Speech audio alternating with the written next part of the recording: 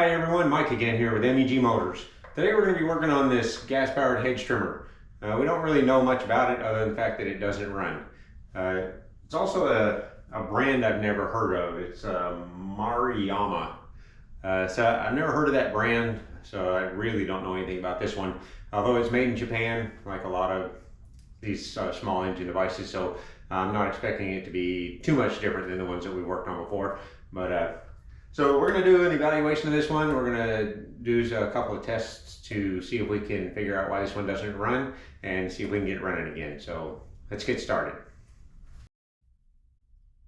All right, so I've looked this one over a little bit already, and like I said, it's a brand I've never heard of, a Maruyama. But it says made in Japan, so like I said, I'm not expecting any major surprises on this one. It looks to be in relatively decent shape. It's dirty, but it looks to be complete. All the parts are there, and nothing seems to be broken. It's just really dirty. Looking at the fuel side of things, I can see here that the fuel lines are there, and they actually don't feel bad. Like a lot of times the fuel lines will be very hard, but these are not too bad. What I did notice though is the primer. Hopefully you can see the primer there. The primer is falling apart. It's cracked and broken and falling apart. So that may be the main problem with this one. Maybe that's why it was taken out of service. If that primer bulb cracks like that, there's no way to prime it. It makes it very difficult to get them to start. So we're gonna run a test. Three things that we need to make an engine like this run. This is a 2-cycle engine. The three things we need to make it run are spark, and it has to spark at the right time. We need compression. I pulled the starter through. It feels like we have lots of compression, so I'm not expecting any problems there. And we need fuel in somewhat of the right ratio. The right ratio is 14.7 to 1. We need something pretty close to that, and then it should fire off. And so the first test that I like to do is we'll pop the air filter cover off. We'll shoot some starter fluid or carb cleaner in the carburetor, and we'll pull it through a few times and see if we can get it to at least attempt to start. And that'll tell us a little bit about the condition of some of those components. So let me get this air filter opened up, and we'll see if we can get this thing to pop off.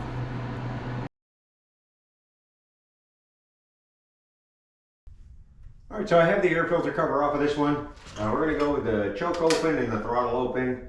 We're just going to spray a little bit of carb cleaner in the throat of the carburetor. We're going to lock the throttle open, make sure the switch is turned on, and we're going to pull it through a few times to see if we can get it to at least attempt to start.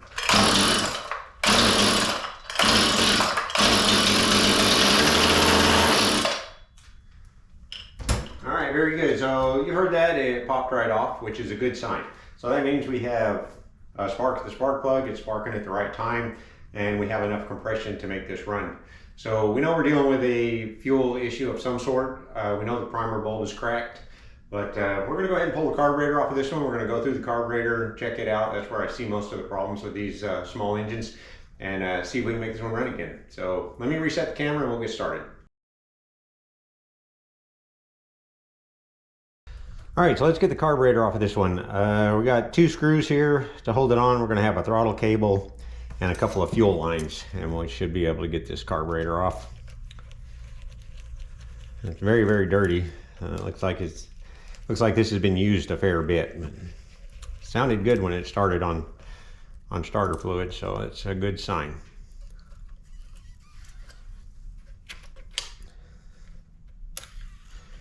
All right, there's our throttle cable off. And we got 2 fuel lines down here we need to pull off.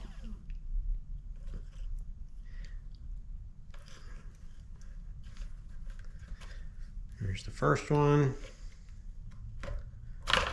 There's the second one. All right, so there's our carburetor. I'm gonna clean this one up a little bit, and then we'll take it apart and see what's going on inside.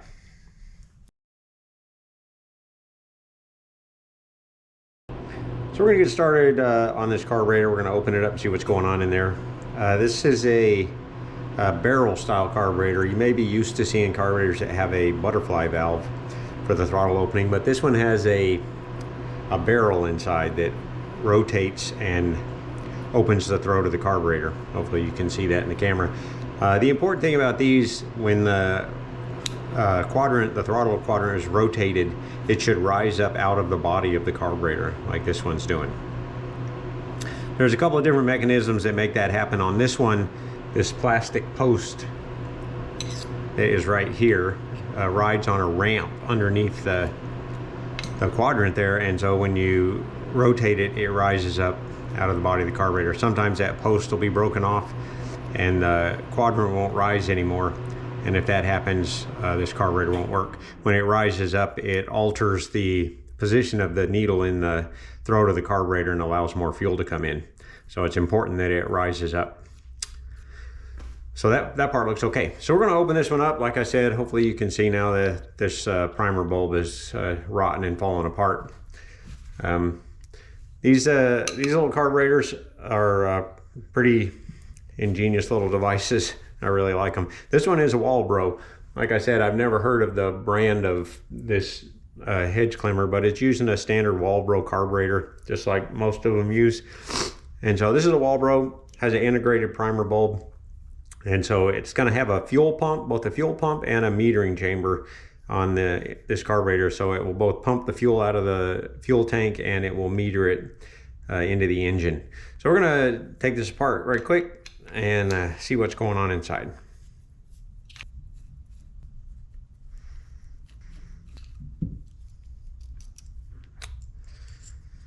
All right, so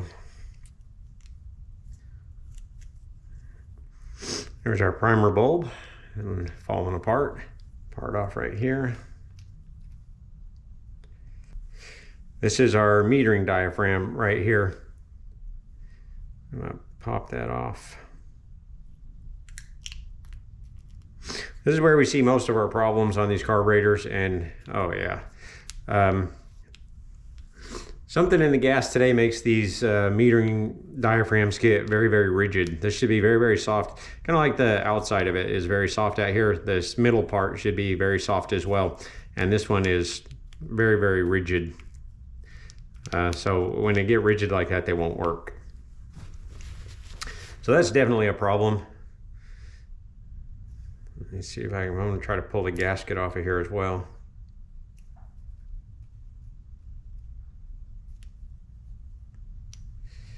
All right, and then we have a metering lever right here. Hopefully you can see that metering lever and a needle. So we're going to pop that all apart as well. You have to be careful when you do this. This is spring loaded, so you want to put your thumb over this when you take the screw out that holds the metering lever and the needle in place. I'm going to take that out. There's a little spring in there, right there, and if that spring gets lost, you might never find it. All right, so let's see, everything looks relatively clean in there. Here's our needle. Sometimes you can see, this one doesn't look too bad. Sometimes these will be coated with dirt and debris. They'll turn a silver color and they need to be cleaned. We're still going to clean this one, but this one doesn't look too bad. We're going to pop this last section off. And so this is the fuel pump side of things. And it looks pretty dirty in there, but not too bad. So the important thing on the fuel pump side, so there's a couple of parts of this diaphragm that are important. This piece right here is actually the fuel pump diaphragm, and so it needs to be soft and not torn, no holes in it or anything like that, because it has to move back and forth to pump the fuel. And then we need these two flaps right here. Need to be soft and pliable. These right here.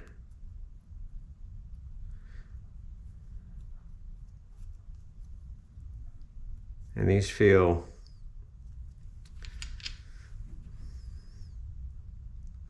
a little bit stiff. They're not terrible, but they're a little bit stiff. So I'll check and see if I have the right fuel pump diaphragm for this one, and if I do, we'll replace it. If not, I may have to order a kit for this one.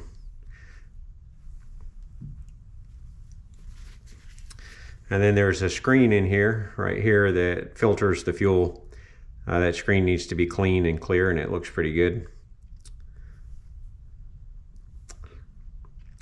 And then there's one other part in there that we need to check. So when this metering chamber is full of fuel for the engine to run, it pulls it down through this hole right here in the plate, and it goes through this orifice down here to get down into the engine to run.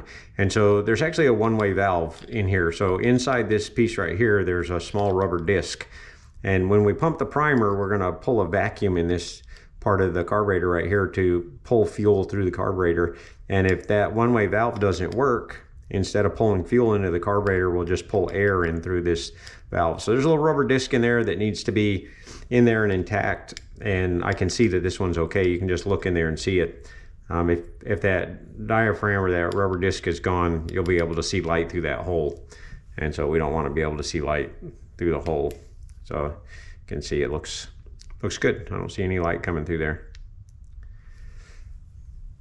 So yeah, I think everything looks not too bad in this carburetor. Big problem, this diaphragm is definitely going to be a problem. So we're going to put a new diaphragm in here, and I'm going to look and see if I have the fuel pump membrane and obviously a new primer. So let me go grab some parts and we'll see if we can get this one back together.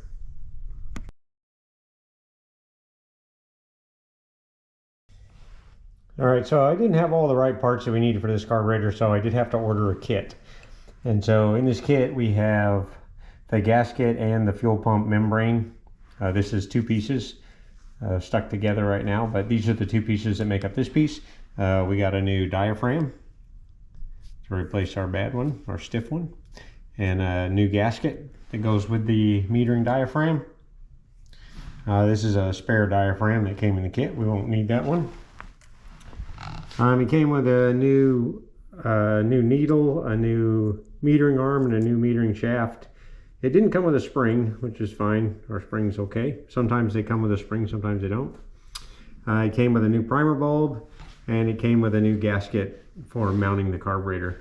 So we're gonna work on putting this one back together, and then we'll put it back on the hedge trimmer and see if we can make it work. Oh, one more part. Also on this piece right here, I think we talked a little bit about this screen. So when the fuel pump pumps fuel, it ends up at this screen right here, which is on the opposite side of where the needle is to the metering chamber. And this is a filter screen, and the kit came with a new one. So we're gonna pull the screen out of this one and put in a new screen as part of the rebuild process. So I'm gonna reset the camera and we'll get started on this. So our first step is going to be to get this screen out of here, and it usually just slides right out. I have a pick here. I'm just going to hit it on the side. Yeah, there it goes right there. It came out. Oh wow. And if you look inside that, you can see that there's a lot of dirt in there. That's really crusty right there. That's interesting because that's on the back side of the screen. That should have been filtered out. I'm not sure why it wasn't. But there's a lot of dirt in there. Oh no, my bad. I'm sorry. That's not correct. That is a screen. This is where the fuel comes into the carburetor. So that dirt was on the right side of that screen. So I'm gonna pause the video right here and I'm gonna clean this up a little bit and then we'll be right back.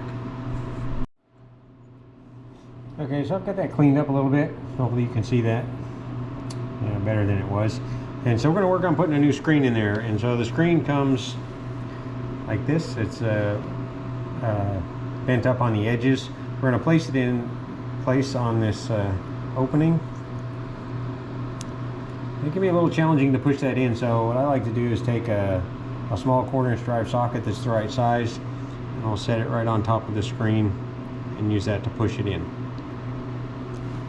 And there we go. There's our new screen in place. So that looks good. Now we're going to continue on. We're going to put our new needle in. It's going to go in right there. I'm going to put the spring in next, put it in place. I have those parts assembled.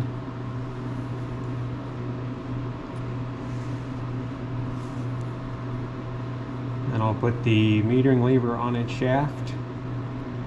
So it goes on with this, hopefully you can see on this metering shaft there's a button right there on the metering lever, and that button is where the spring goes, so that goes down.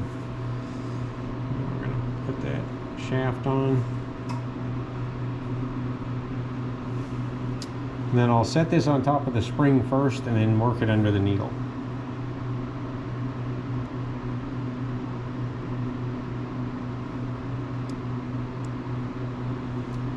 And then, if you look from the side here, hopefully you can see that the spring is in the right place on the needle, which is what we want to see. Once we get that done, we'll put the screw in that holds all of that together.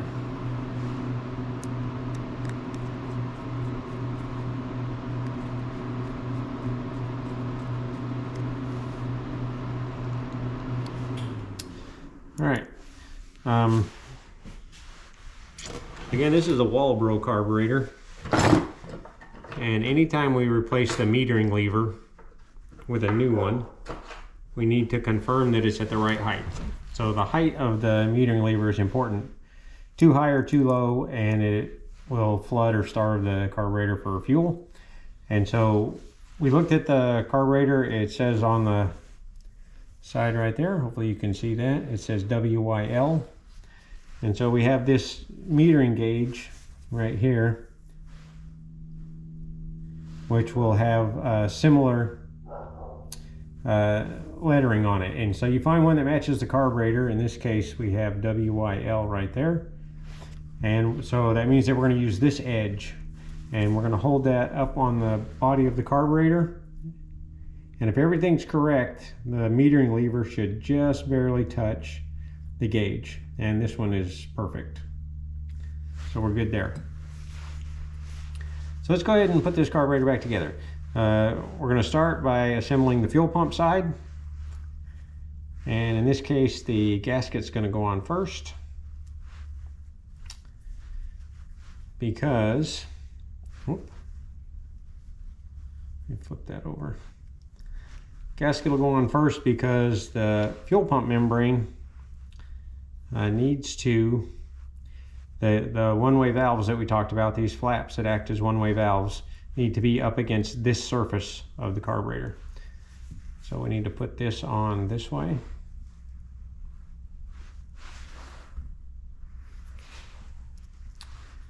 And then we'll put this on this way. All right, so that gets our fuel pump together. We need to put our metering gasket and diaphragm in place, and on the metering chamber side, the gasket goes on first. Always seems backwards to me, but that's the way it goes. And then our metering diaphragm goes on right here.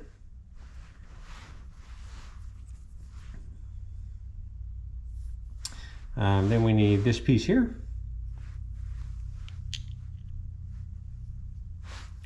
Our new primer will go in right here, and then this cover will go on to hold everything together.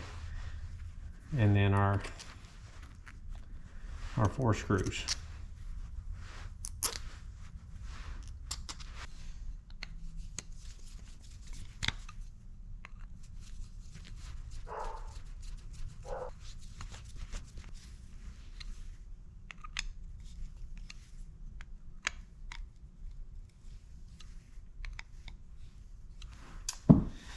All right, so that completes the reassembly of our carburetor. All new parts.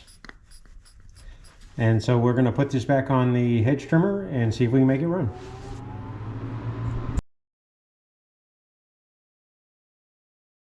So after looking this one over a little bit more, I've decided to go ahead and replace the fuel lines on this one. These are not terribly bad, but they've gotten stiff on the ends, and I think it's probably just a good idea to go ahead and replace them.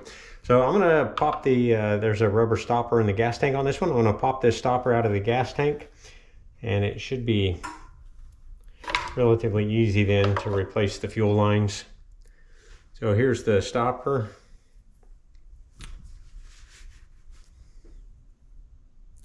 So we're just gonna pull the fuel lines out, kind of like that. Gonna measure off a similar length of fuel line and cut it off. Leave a little extra. And I should be able to work that right back in through the stopper. Just like that. And we're gonna do the same thing here with the fuel pickup line. We're gonna pull it out of the stopper. I'm gonna pop the pickup off the line.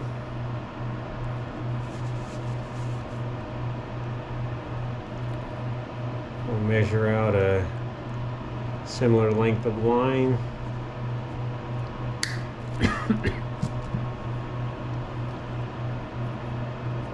Work that one into the stopper.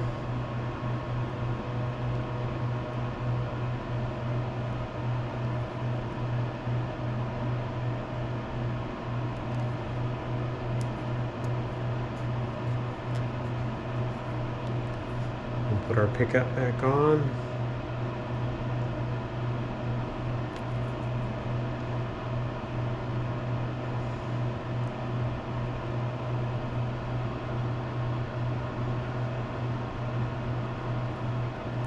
We're going to need a little lube on that one.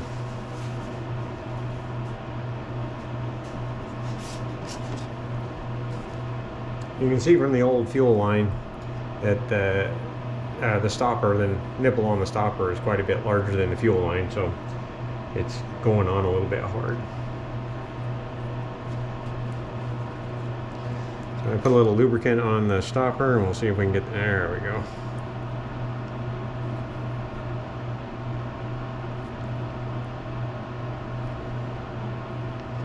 I got it to go right on. The vent line, yeah, we'll go ahead and put a vent line on it too. So we'll measure out a similar length. We'll cut it off. We'll push the fuel line back on the vent.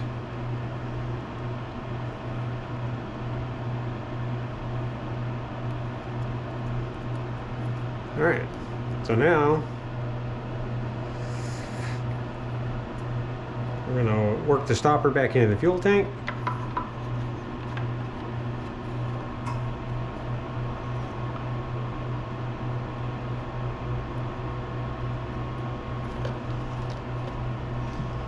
Here we are. All right, so our vent goes up into this spring right here and just sits there. All right, so we're gonna have to go through here first.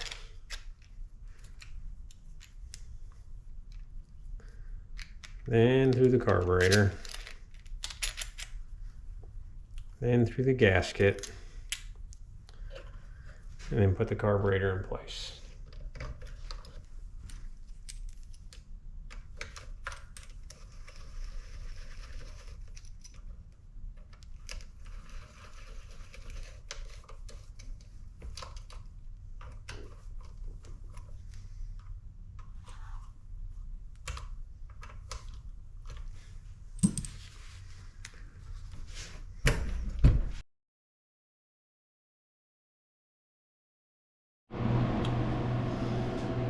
Okay, some of you may have noticed that I forgot to put this shield on when I mounted the carburetor, but I pulled the carburetor back off to put this shield on. I've connected the fuel line, so the next thing we need to do is check we're going to pump the primer a few times and see if we're pulling fuel into the carburetor. That'll tell us that all the parts in the carburetor are working like they should and our fuel lines are in the right place. So there we go, we're going to start pumping a little bit. Yeah, there's fuel coming in through the end line. A few more pumps, hopefully we'll see it go back out towards the tank.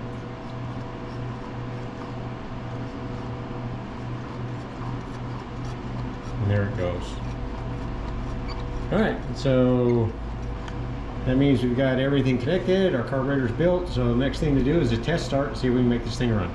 So let me reset the camera and we'll give that a try. Alright, so we're going to do a quick test start on this trimmer. Normally I would do this test start outside, but it's really, really cold here today, so I'm going to do it here in the shop. And depending on how much smoke it makes, it may be a very short session. So, pump the primer a few times. We're on full choke. The start-stop switch is in the run position. I'm going to lock the throttle partially open, and let's see what happens. See if this thing will run.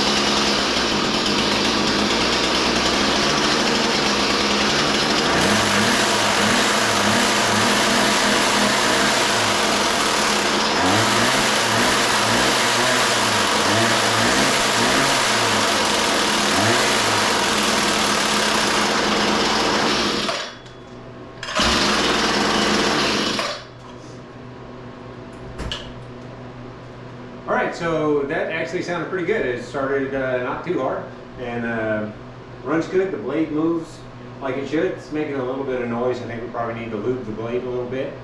But other than that, I think we've fixed this one. The carburetor overhaul seems to have done the trick.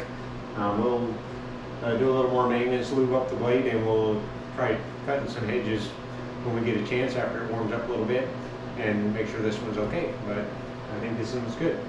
So I hope you liked the video. If you did, please like, subscribe, and check my playlist. There's a lot more videos out there about small engine repair, and we'll see you on the next one.